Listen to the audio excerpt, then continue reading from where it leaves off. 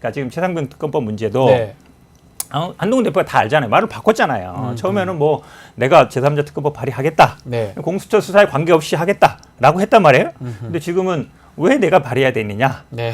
공수처 수사 지켜보는 것도 일리가 있다. 이렇게 네. 얘기하기 때문에 그거에 대해서 그럼 분명하게 어떻게 하겠다고 보여야 되는데 이게 사실은 민주당 입장에서는 제일 중요한 문제잖아요. 네. 그럼 여러 가지 의제가 있는데 요거에 대해서 자기 입장을 정해야 돼. 안 하겠다든지 하겠다든지. 근데 이제 한다고는 했는데 안 한다고 얘기하면 조금 인기는 떨어질 것 같고 욕먹을 것 같고 이러니까 입장을 못 밝히고 있잖아요. 네. 금투세 문제도 논의가 가능하듯이 특검법 문제도 여기 의제에 올려가지고 네. 논의를 하겠다. 이 정도까지 가야 돼요. 그 최상병 특검법이 아마 가장 좀 뜨거운 이슈죠? 감자죠. 뜨거운 네. 감자인데 당내에서 국민의힘 당내에서는 좀 어떤 논의들이 진행되고 있을까요? 최상병 특검에서는 뭐 예. 개인적으로는 저는 뭐 예전부터 네. 공수처 수사와 함께 병행해야 된다고 저는 아하. 얘기를 했던 사람이에요. 그리고 그 병행하는 그 전제 조건은 뭐였냐면 민주당 안 말고 국민의힘이 좀 선제적으로 대안을 내놔야 된다고 그러니까 얘기를 안을 내야 했었거든요. 되는데, 예. 근데 그게 이제 한동훈 대표가 이제 본인이 출마를 하면서 나왔던 얘기입니다. 근데 네. 제가 알아본 바로는 네.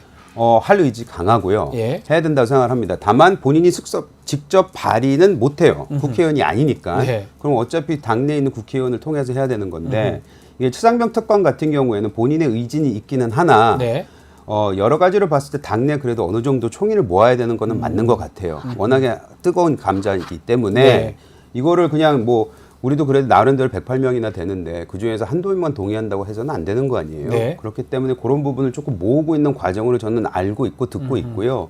계속해서 노력하고 있는데 이제 당대표로서 당을 이끌어가는 사람으로서 그거를 여러 의원, 이왕이면 더 많은 의원을 설득해서 이 최상병 특검에 대해서 이 대안에 대해서 설득하는 과정 꼭 필요하다고 생각을 하고 네. 그것마저도 독불장군식으로 하다면은 오히려 초기에 한동훈 대표의 위치가 흔들릴 수도 있기 때문에 네. 그거는 정치적으로 잘 판단하고 있다고 저는 오히려 생각을 합니다. 다만 저는 해야 된다고 생각을 하고 네. 당내에서도 그런 분위기가 조금씩 변하고 있는 걸로 저는 보이고 있어요. 그래서 몇 명의 의원들하고도 얘기를 해보면은 예전에는 적극적으로 이거 안 된다. 그러니까 이거는 무조건 탄핵각이다라고 얘기했던 분들도 예. 이제는 대안에 대해서 조금씩 설명을 들으면서 그렇다면은 우리도 한번 해봐야 되는 거 아니냐라는 생각인데 물론 공수처 이 수사 결과는 당연히 남아 있는 숙제입니다. 네.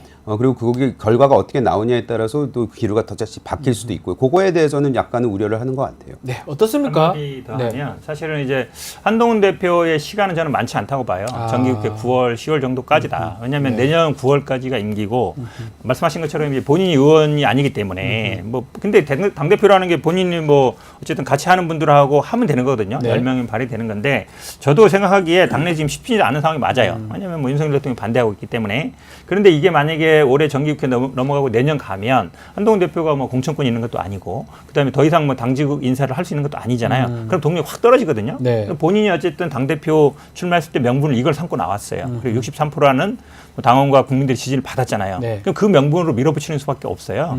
자꾸 이걸 제가 보기에 당내 합의가 쉽지 않은 상황이 뭐냐면 윤석열 대통령이 수사의 대상이란 말이에요. 대통령이 수사 대상이기 때문에 대통령을 지지하거나 대통령 주변에 있는 분들은 찬성할 리가 없어요. 예. 그럼 어느 정도 자신감 갖고 밀어붙여야지 합의될 때까지 기다린다? 제가 보기에 합의될 일이 없어요. 당내에서. 근데 전체 합의는 아니고 어느 정도 예. 총의를 모으고 있는 총의를 거니까 모은다. 그런 부분은 조금 제가 봤을 때는 그 마진 노선이 있을 거예요. 예. 108명 다 가자는 거는 예. 물론 그렇게 되면 그림은 좋아 보이겠죠. 근데 그거는 제가 봤을 때 불가능하고 워낙에 이견이 좀 있기 때문에 네. 그럼에도 불구하고 최대한 많은 분들을 포섭해야 되는 거는 저는 맞는 정치적 행위라고 생각을 합니다.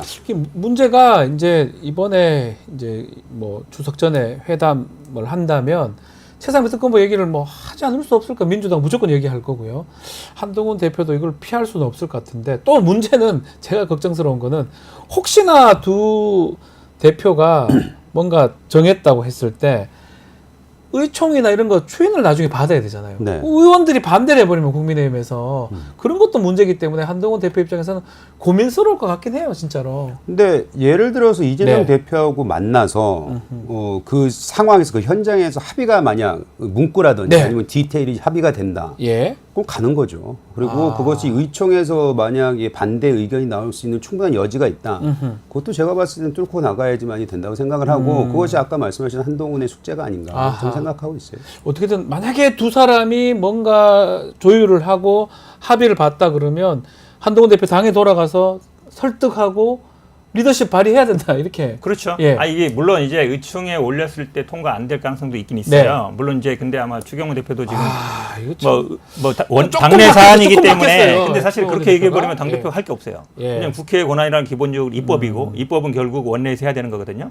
원내대표 권한이다 이래 버리면 안 돼요. 네. 그러면 그 전에 결국은 당 대표와 원내대표의 관계로 보겠지만 결국 당 대표라는 게 당을 이끄는 그 큰 방향을 정하는 거거든요. 네. 그래서 제가 보기에는 이거를 만약에 의총에서 뭐 안 될 것 같으면 아니 이거는 당대표 권한으로서 방향을 제시한 거다. 그 정도만. 그리고 이렇게 가겠다라고 네. 하면 되는 것이지 예. 의총에 불려서 찬성 반대를 물어야되느냐? 제가 보기에는 굳이 그럴 필요는 없다고 보여요. 그랬을 때는 사실은 말씀처럼 이게 통과가 안 되면 이 당대표 내려놔야 될 수도 있거든요. 그렇죠. 그게 예, 걱정스럽죠. 그럼 그 리스크가 있기 때문에 제가 보기엔 굳이 원내에서 그 의총에서 해야 되는 이거를 의결해야 되는 상황이 아니라 오히려 또 민주당 같은 경우도 전당 투표라는 게 있거든요. 네. 이제 그런 방식으로 돌파할 수도 있어요. 전당원 투표하는 방법. 왜냐하면 63% 지지를 받았고 예. 최당병 특검을 명분으로 나와서 당대표에 나왔잖아요. 그럼 당원들은 제가 보기에 찬성할 가능성이 높아요. 더 높겠죠, 예. 아마도. 그 명분으로 할 수도 있는 거예요. 그러니까 정치는 어쨌든 여러 가지 가능성, 상상의 가능성이기 때문에 방법을 찾을 수 있다고 보여요. 근데 저는 이제 거기서 한 스텝을 더 생각을 해야 예, 되는데 예. 뭐냐면은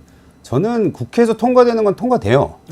처음엔 될 거 아니에요. 예. 뭐 우리가 발의를 한다 하더라도 네. 예를 들어서 민주당이 밀어붙이면 되는 거 아닙니까? 문제는 거부권이 만약 행사됐을 때 그것을 넘어갈 수는 있냐 없냐 그 문제잖아요. 8분, 그렇죠. 근데 그걸 10명. 8명만 맞춰서 하면 그게 보기가 얼마나 좀 그러니까. 그렇습니까? 예, 그런 예. 부분까지 생각을 하기 때문에 아하. 제가 봤을 때는 좀 더 크게 좀 이게 잘 비춰질 수 있도록 그 그림을 만드는 게 좀 중요하다고 생각을 해요. 그거를 빼놓고 그냥 무작정 밀어붙였다가 네.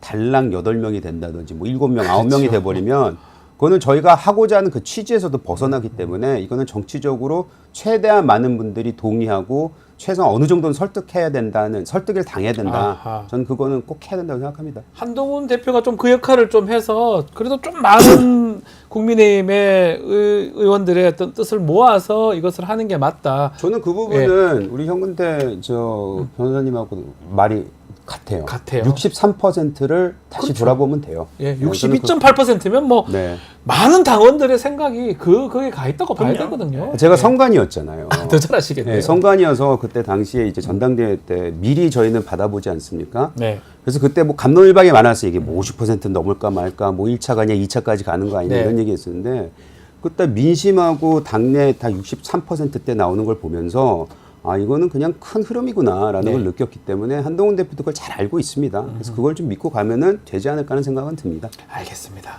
현안이 많습니다. 아마 많은 국민들이 어쨌든 간에 두 대표가 여야 대표가 좀 빨리 만나가지고 추석 전에 만나서 여러 가지 좀 진지한 대화를 나눠서 또 국민들한테 좀 좋은 소식들 전해주면 좋겠다 이런 생각을 하고 있을 것 같습니다.